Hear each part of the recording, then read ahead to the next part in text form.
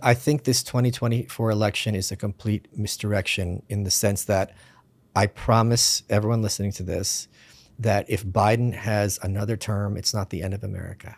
We've been hearing this every 4 years. If this Democrat's elected, it's the end of America. I also don't think if Trump is elected, it's going to be the end of America. But I think people need to think more long term. Washington can only cause problems. It cannot provide solutions. And I think there is, I don't know that I would have advice per se, but I think social media is organically doing the lion's share of delegitimizing corporate media and government. And that is something I'm extremely grateful for and enthusiastic about. That makes a lot of sense. Is it just a function of an alternative, or do you think they're actually proposing ideas that are useful? Well, what do you mean? I'm sorry. In the alternative media, is there anything coming out that you think is actually useful, or is it just that there is an outlet, that Twitter exists or X now? I don't know that they're proposing, other than like Bitcoin, which I'm a very big fan of. I don't know if they're proposing outlets per se, so much of an understanding of you don't have to accept the system as a given. And you also, this idea that this vote every 4 years is determinative of everything that happens in your life is completely fallacious. And, this mechanism, certainly that the Republican Party is going to be means of your salvation, or Trump personally, is really, I think people have dropped a lot, even though a lot of people on the right will say they infinitely prefer Trump to Biden. They are not going to think, okay, if we get him in, everything's a wrap. They understand that the swamp's not getting drained in 4 years. Agreed. But if perception is reality. So people believe that their vote matters and that the election is being influenced. They probably wouldn't use that word. They probably use something stronger, but being influenced by all the political lawfare, that's Trump has been targeted unfairly. I mean, there are a huge number of people believe that. Yes. And so one of the things on my bingo card is enough people go, he's a felon, I can't elect him. Right. All they needed was the mugshot. Right. Now Trump loses and people go, he didn't get the votes. I'm not even arguing that, but he didn't get the votes because these people wrongfully targeted him with political lawfare. We're a banana republic. This is all a farce. And some level of violence, maybe just 2020 sort of street riot level, but maybe more. There is some level of reaction that I love all of that up to the violence. So yes, this is the first time in our lifetimes where whoever wins the election, I think the other team will not regard it as legitimate. I think if Hillary won in 2016, the Republicans would be like, all right, we knew Trump wasn't going to win. Like they pulled out all the stops. Mm-hmm. Like we swung for the fences. We didn't get it. They'd be understanding. I hate her, but this is how politics work. This kind of like, what do we expect? In 2020, I think if Trump got in again, I think the Democrats would think he's illegitimate in the sense of like in 2016, but not in the same way that he stole it, right? Like this guy doesn't have a right to be president. It's kind of more their mindset. This year, I think if Biden wins, they will say it was stolen and all this lawfare. Yeah. And if Trump wins, I think it'll be like, this is completely beyond the pale. He's a felon. These people don't believe in the same country we do. Like we can't sit down and have a discussion anymore. So we are reaching a kind of political breaking point, which I am very in favor of, and I am very hopeful about. Okay. Talk to me about a national divorce. Why are you hopeful? I wasn't referring to national divorce in my comment just now. What were you referring to? I'm just referring to this idea of a mass disbelief in the legitimacy of elections and government. Because it's real. You said we can't sit down and talk to each other anymore. Right. So meaning the point being that if you think this system is unsalvageable, then you come to my way of thinking, that there's no point in sitting down and talking because these talks aren't being done in good faith. My opponents don't value my life at all, or they see the world in ways that are so fundamentally opposed to my own that there's really no point in talking, because even best intentions, we're going to be talking past each other. And once you have enough of a population who thinks this, prohibition is a good example. If you have enough people who are like, this is just bullshit, and we don't even have to talk about it, this just makes no sense, and I'm not for it, then people just ignore. Enough of the population ignores the law and does what they decide is the right thing to do. And then it gets harder and harder to maintain this sort of, from my view, illegitimate nation state. Okay. So let me see if I understand that in practice. So you like that we are having contention between the two sides, that they both view this moment as just so catastrophically ridiculous that this whole thing is rigged. They'll use maybe different words, yes. but it's illegitimate. This process is completely broken. And now by default, they're all either at your position or closer to your position. And you guys now can at least have a discussion about, okay, how do we respond to this? And the way that we respond to this is it will just be completely organic from the ground up. People will start saying, this law being imposed upon me is completely asinine. And I feel that way because if I'm a Republican, I'm just and the Democrats in office, I'm just be like, nope, I'm not going to do that. So I don't know if this one. Sanctuary cities is another example. Yeah. Perfect. I was going to say the border. Yes. So you've got the governor of Texas saying, I don't care that you want to let people in. I'm going to lay razor wire and everybody can just deal with it. Yep. And you think that there'll be so many of those little things that it weakens the power of the state as we recognize it today. Yes, I wouldn't say completely organic. I'd say largely organic. But other than that, yes, everything you just said, yes. Okay, what part won't be organic? Because I think there's going to be astroturfing and there's going to be people manipulating, I'm not using this word in a negative sense, sentiment, influencers, pushing people to become more radicalized and less like, let's sit down and figure this out. Okay. In your sort of playing out the war games of all of this, is there a positive feedback loop that you grow concerned about that could push beyond what you're comfortable with? Or yes, no? Because I think violence sings its own song. And once things start getting violent, this idea that it's just going to end nicely almost never happens. It certainly does not happen in the short term. It's going to be, a lot of bad things almost always. So I'm very concerned. This whole talk of January 6th being an insurrection, it's to talk about the boy who cries wolf, of like, if you think this is as bad as, the right can get, like, you need to study your history, because if they popped off, it would not be symmetrical to 2020. If you had a bunch of right wingers who have guns, who really want to take matters into their own hands, it's not going to be pretty, for the people at CPS. And they should be very careful of edging people toward that goal. But you don't see anything in the setup to 2024 that leads to that response. I see a lot. My point is, this is what I'm talking about with kind of like sticking the landing. Like, I am glad that there is this growing contempt for the state and its legitimacy. I'm concerned, though, that it's like, whoa. Like, let's not, things have their own momentum. And that's when things can get out of hand in a very bad way. Who would be our Gorbachev in this moment? Who would be our... The linchpin guy that if they break one way or break the other way, then it determines. It would have to be the goes. president, right? Or to me, I put Trump at the center of all this. Whether he wins or loses, it will come down to how he responds. If he loses and he's like, hey, look, this was lawfare, horrific. They never should have done it. However, everybody, don't break into violence. There's a better way to handle this. I brought Michael Malice on my alternate cabinet to talk about a way forward for you guys so that you don't have to be under the yoke of this illegitimate government. But at the same time, I want to be just expressly committed to a nonviolent rebellion against this farce, whatever. Or if he wins, being a uniter and having the moment like at the end of the Civil War, where instead of telling his people to go home and become rebels and do guerrilla warfare tactics, I think it was Lee, said, look, we lost fair and square. Everybody pack up, go home, go back to your normal life.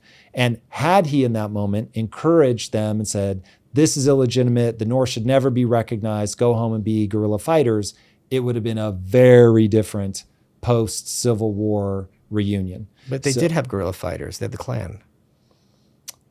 Yes. Do you think that Lee's request that they all go home and peacefully reassimilate had an impact, or It not at did, all? but it was a finite impact, right? And I don't. I think I if my political opponents, here's the thing with regarding Trump, which I think I would guess literally like 70% of people would agree with what I'm about to say. I think he did it. He paid her off, and it's ridiculous to think of putting someone in jail for this. And if this was anyone else other than Trump, no one would be advocating for this person at his age to be put in prison. That would not be a thing. So I don't see how he can say, someone who's known for like kind of speaking his truth and, can say to his people, yeah, they try to put me, or they succeed in putting me in jail, but you should validate them. I don't see how that I don't, even if he said those words, it's going to be on deaf ears. Or they're going to think, okay, he has a gun to his head, so he's being forced to say these things, which would not be inaccurate.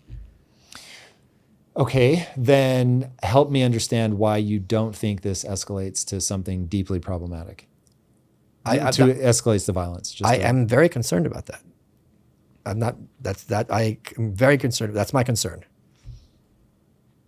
Period. Yeah. No, and we should do this.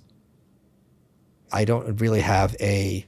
I think one of the costs of when you have an elite population who have spent a century manipulating and lying to the populace, at a certain point, people just tune them out. So I don't know what happens then. I think the counter to that is, I think people on both sides, broadly speaking, the right and the left, are very heavily law-abiding. Even the people who were causing carnage during 2020 were still a small part of the population, and they were allowed to do this because the police were happy to stand down. So I think if violence broke out, it wouldn't necessarily be allowed to play out as much because it didn't serve a political purpose. But I don't think the right is as close to popping off as I fear in my, worst moments. What makes you think that in your more sober moments? Because it's not really kind of, it's not kind of in these bubbling under conversations. You know what I mean? They don't really, no one's organizing militias.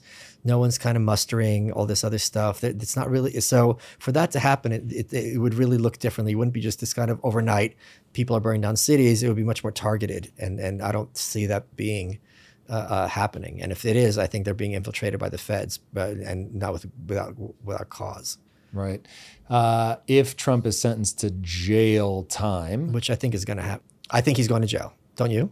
I honestly haven't looked closely enough at this. I don't know. I think there's every incentive for them to put. They want him to. That is. I think the judge sure. was going to say go to jail, and then I don't know how. I'm not an attorney, but I think you have an immediate appeal, and it's going to go to the Supreme Court very quickly. And I think, even the lefties on the Supreme Court are, there was all this talk about this happened about kicking him off the ballot. And I said, I bet you this gets overturned by the Supreme Court, and I bet it's going to be 9-0. And all these conservatives are like, oh my God, you're crazy. Even the DEI hire, she's still a judge with a great reputation who knows the law. It was 9-0. You can't just kick someone off a ballot. So I think if it gets to the Supreme Court, which it inevitably will, I think they'll be extremely reticent to send a president to prison, especially during a campaign season. They don't like that. They don't like upsetting the apple cart. Yeah. Do you feel like we are in, and you might not necessarily be bothered by this, but do you feel like we're in Banana Republic territory where it's just like political lawfare? Not yet, but it's getting there. How? I mean, well, when the president's wife starts running for president, that's Banana Republic territory. So that's kind of, it's this very kind of incestuous situations at the Brazil with Cristina Kirchner, and Eva Perón, all this other bullshit in Argentina. I think we got a ways to go. I think here's another example of why we're not in Banana Republic territory: eminent domain. No, that's not eminent domain. I'm talking about asset forfeiture. I'm sorry. Eminent domain is something completely different. Yeah, eminent domain is we can take that we space take the from house. them. Yes, sorry. Yeah. Holy crap. I need another I was Dr. like, Pepper. wow, I really didn't understand this. Holy shit. Eminent domain. Okay. Eminent domain is the idea that if I want to build a highway, I can take Tom's house and put a highway through it. Separate issue. Asset forfeiture is Tom's a drug dealer. I think I'm a cop. I can take all his property, and then it's presumptively guilty, and you have to fight back and prove your innocence to get it back. So it's completely asymmetrical to normal jurisprudence. Right. And as a result of this, cops take more than all other robberies combined. But state after state now is limiting this. So that is a sign that we're not in a Banana Republic territory, because Banana Republic is basically the cops decide wherever the law is at a given moment, and you have no kind of property rights or rights in your property in your own person to be safe from the police. But you don't think that voting had any influence on that? It did have some. I'm just saying the ability of any individual to impact. It's the vote has less impact than that person who has the politician's ear. So that vote, you as a voter, will have much less impact than me as a real estate realtor being like, hey, or me as a donor being like, you know what? They took one of my mansions. Do you want to get reelected? That's how power really works. Interesting. So that's really interesting and seems self-evidently true to be hugely impactful. I don't know if I'm fully on your team that the public, when they get loud enough, it doesn't matter. But it does matter, but I'm saying that you voting is not going to matter. Although if you want to do it, more power to you. So, but if you matter, then your voice will matter. If you matter, your voice will matter. That's very well said. And it's indisputable. Now, why then? Because that's a freakishly corrupt system. It's not corrupt. It's human nature. Yeah. Why are those two mutually exclusive? Because the idea that everyone should have an opinion on everything and that opinion should be validated is ridiculous. Okay, so I have to keep hold in my mind your frame of reference. Did you feel very comfortable? I think it was Socrates that basically said democracy makes no sense because these people are not educated enough to have an opinion. No, because I don't like that word education in there, because it's easier to train a smart dog than a dumb one. And the educated people are often the most malevolent. It was Bakunin who was fighting Marx, because they were the two strains of communism in the 1860s. And Marx had his totalitarian version and Bakunin had his anarchist version. And Bakunin's like, your idea of scientific socialism, which was what Marxism was presented as, is God help you if you're not a scientist. So very quickly the elite becomes self-validating, and anyone who's not part of this educated master class is by definition uneducated. It's funny how you see all these conservatives being like, oh, you should take an IQ test, to be able to vote. It's like, who do you think is going to be administering these tests? And one of the questions will be like, if you're not vaccinated, you automatically have a low IQ. So they're just going to have, the people in power are going to have the test run to maintain their power. They're not interested in having everyone have a say. It makes no sense. Why would they? Well, let me answer that question. And this is what I was getting at with how does a corrupt system yield these positive results? If you can think longer term, then you would, because you want a system that works for you. You want a system that works for your kids. And ideally, you want a system that makes you feel like you have integrity, that I'm voting for something that follows my value system. But Tom, you ran an enormous company. I'm sure you have to deal with lawyers all the time, right? How does the law work? There's a judge or a tribunal. Yep. And your lawyer's job is to give the judge the rationalization for why they should vote for you, right? So when I'm a realtor and I call a politician, it's not like, you know what, they're really screwing me, man. It's like, no, what you're doing is really hurting, blah, blah, blah. They give him an excuse so he maintains, and what he could say to the public. So he maintains the sense of, I'm fighting for the good guys, I'm a moral person, even though it's being geared toward helping that realtor, whoever that person is who's calling him at that moment. Listen, I believe in realpolitik. You have to deal with the world the way that it actually is. Sure. And if you're in the middle of a power game, then you have to play to win. Yes. But at the same time, I do believe in being a person of integrity. And I've been put in enough situations where I could have made a far easier choice and maybe nobody would have even known about it, but I would know about it. And so I've made decisions that have cost me tens of millions, if not hundreds of millions of dollars. And a politician might not be able to afford that, because at a certain point, I'm going to get voted out. Yeah, but it's always going to be a percentage. So sure. And yes, to the voted out part, that's a whole different thing. And look, I am not a saint. Remember, I look at myself and say, bro, it's way too easy for you to end up being the Nazi guard and not the person hiding Anne Frank in their closet. You call yourself bro? I do. Yes, very much so, in Okay. fact. I distrust myself very, my emotions will lead me astray. So I'm constantly trying to be very wary of the things that I will want to do and what my initial impulses will be and on and on. But I think the moments where I seem the craziest to you are the moments where you lose sight of, I think that people can be swayed by ideas. And so I'm in the idea business. I'm about trying to get the best idea out into the world. Now, I may be completely delusional because of the asymmetry that you so cruelly introduced me to, that people can break someone's mind far easier than they can build them up. But when I look at, okay, how close are we getting to a banana republic?